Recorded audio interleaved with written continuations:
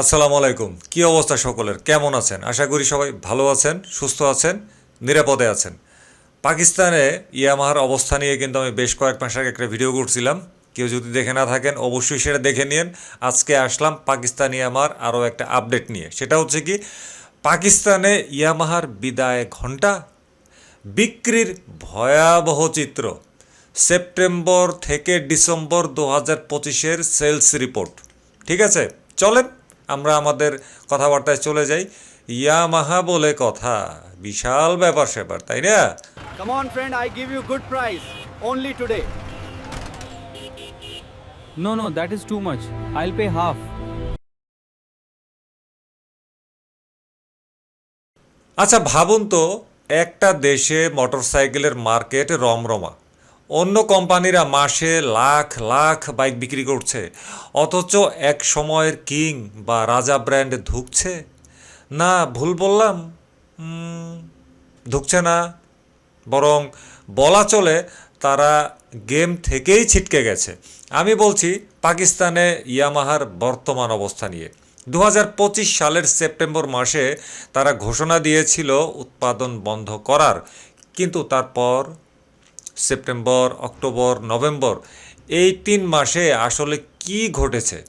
আজকের ভিডিওতে আমি আপনাদের সামনে এমন কিছু শকিং ডেটা বা তথ্য তুলে ধরব যা শুনলে আপনি চমকে যাবেন। যেখানে হোন্ডা মাসে 1,40,000 বাইক বেচেছে পাকিস্তানে, সেখানে ইয়ামাহা কয়টি বেচেছে জানেন? রাখেন রাখেন, সংখ্যাটা শুনলে বিশ্বাস হবে না। চলুন ডেটা বা তথ্যের গভীরে গিয়ে দেখি পাকিস্তান ইয়ামাহার শেষ দিনগুলোর চিত্র। Charney. In an official announcement dated September 9, 2025, Yamaha Motor Pakistan confirmed its decision to cease গল্পের শুরুটা হয় 2025 সালের 9 সেপ্টেম্বর।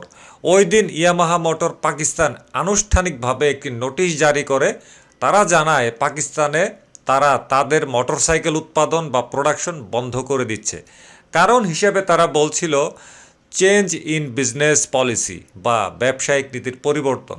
কিন্তু আসল কারণটা ছিল অর্থনৈতিক অস্থিতিশীলতা এবং ডলারের দামের বিপরীতে টিকে থাকতে না পারা। তো উৎপাদন তো বন্ধ হলো, কিন্তু শোরুমে তো বাইক ছিল, তাই না? স্টক বা ইনভেন্টরি তো ছিল। তাহলে সেপ্টেম্বরের পর থেকে সেগুলো কি বিক্রি হয়েছে, নাকি গ্রাহকরা মুখ ফিরিয়ে নিয়েছে? পাকিস্তান অটোমোবাইল ম্যানুফ্যাকচারিং অ্যাসোসিয়েশন, সংক্ষেপে PAM এর লেটেস্ট রিপোর্ট সংগ্রহ করতে পেরেছি, এবং সেই রিপোর্ট বলছে পরিস্থিতি আমাদের ধারণার চাইতেও খারাপ।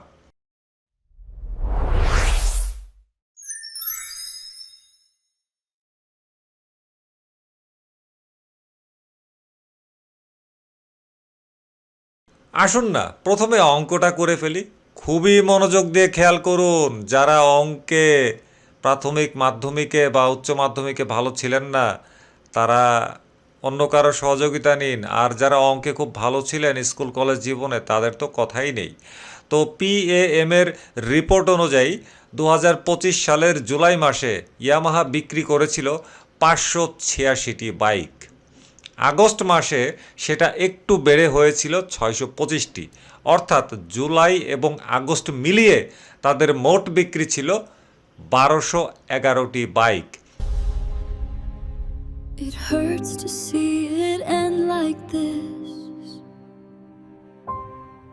কিন্তু চমকটা এখানে, জুলাই থেকে নভেম্বর এই 5 মাসে ইয়ামাহার মোট বিক্রির যে সরকারি হিসেব দেওয়া হয়েছে তা হলো মাত্র 1223টি। এখন আপনি ক্যালকুলেটর চাপুন। মোট 5 মাসে বিক্রি 1223 থেকে প্রথম 2 মাসের বিক্রি 1211কে বাদ দিন, থাকে কত? মাত্র 12টি, 1 ডজন। হ্যাঁ হ্যাঁ হ্যাঁ, আপনি ঠিকই শুনেছেন। সেপ্টেম্বর, অক্টোবর, নভেম্বর এই দীর্ঘ 3 মাসে পুরো পাকিস্তান জুড়ে ইয়ামাহা খুব সম্ভবত 12টির মতো বাইক অফিসিয়ালি বিক্রি দেখাতে পেরেছে বা রিপোর্ট করেছে। এর মানে হলো সেপ্টেম্বরে উৎপাদন বন্ধের ঘোষণার সাথে সাথেই তাদের মার্কেট ধসে পড়েছে। গড়ে মাসে মাত্র 4টি বাইক, যেখানে একসময় তারা হাজার হাজার বাইক বিক্রি করত। This new model offers the best mileage in its class, and the financing options are very flexible this month.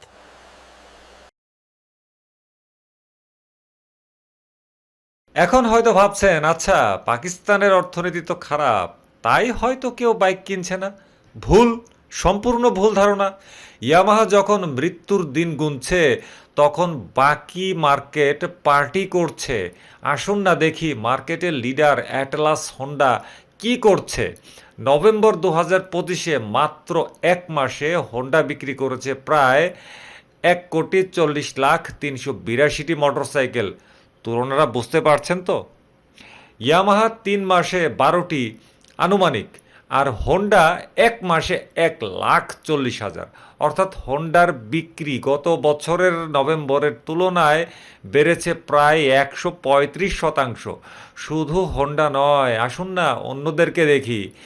United এই 5 মাসে জুলাই থেকে নভেম্বর আর কি 2025-এর তারা বিক্রি করছে প্রায় 73,291টি বাইক।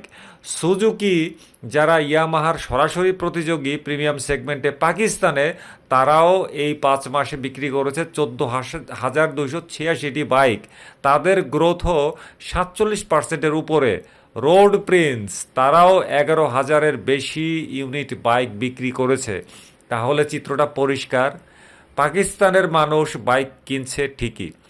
ইনফ্লেশন বা মুদ্রাস্ফীতি কিছুটা কমার কারণে এবং কৃষিখাতে উন্নয়নের কারণে গ্রামের মানুষ দেদারসে হোন্ডা আর ইউনাইটেড কিনছে। তারা মুখ ফিরিয়ে নিয়েছে শুধু ইয়ামাহার দিক থেকে। কেন? কারণ বন্ধ হয়ে যাওয়া কোম্পানির বাইক কেউ কিনতে চায় না, সে যত বড় ব্র্যান্ডেরই হোক না।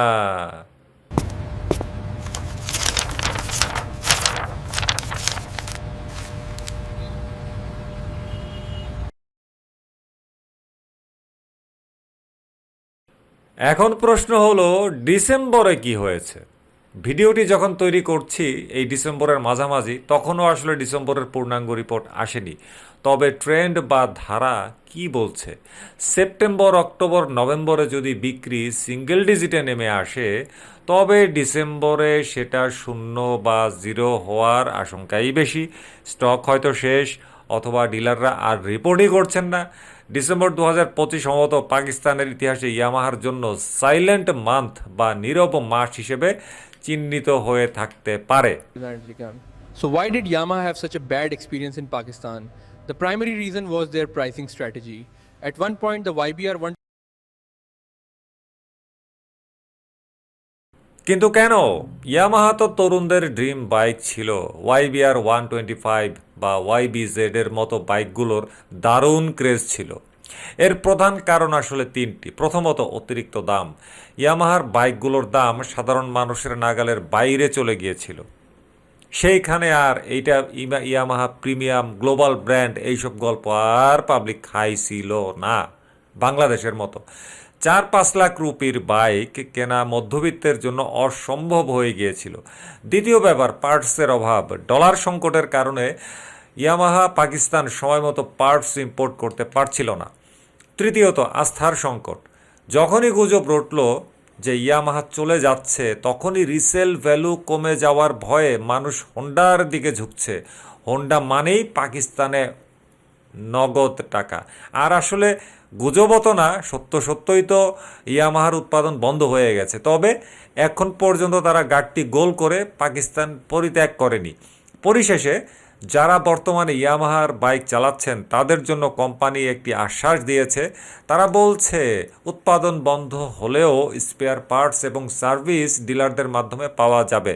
তবে বাস্তবতা হলো, যখন বিক্রি তলানিতে ঠেকে যায়, যেমন মাসে 12 পিস, তখন ডিলাররা কতদিন শোরুম বা সার্ভিস সেন্টার চালু রাখবে, সেটা বড় একটা প্রশ্ন। বিক্রি যদি না হয়, তাহলে ডিলাররা সার্ভিস করে কি ব্যবসা করবে? হ্যাঁ, এই ডিলারশিপ বা এই অফিসিয়াল সার্ভিস সেন্টার আসলে টিকবে? তো এই ছিল 2025-এর শেষ ভাগে পাকিস্তানে ইয়ামাহার করুণ পরিণতির চিত্র। এক সময়ের দাপুটে জাপানি ব্র্যান্ড আজ হোন্ডার লক্ষাধিক বাইকের সামনে ম্লান। আপনার কি মনে হয় ইয়ামাহা কি ভবিষ্যতে আবার ফিরে আসতে পারবে পাকিস্তানের মার্কেটে সেই দাপটের সাথে, নাকি এটাই শেষ? কমেন্ট করে অবশ্যই জানান। ভিডিওটি ভালো লাগলে অবশ্যই লাইক দিন, বন্ধুদের সাথে শেয়ার করুন, আর অটোমোবাইল জগতের এমন সব ইন ডেপথ বিশ্লেষণের জন্য সাবস্ক্রাইব করে বেল আইকনটি চেপে দিন। ফেসবুক থেকে যারা দেখছেন ফলো বাটনে চেপে দিন। দেখা হবে পরের ভিডিওতে, ততক্ষণ পর্যন্ত সেফ রাইড। আল্লাহ হাফেজ, আসসালামু আলাইকুম।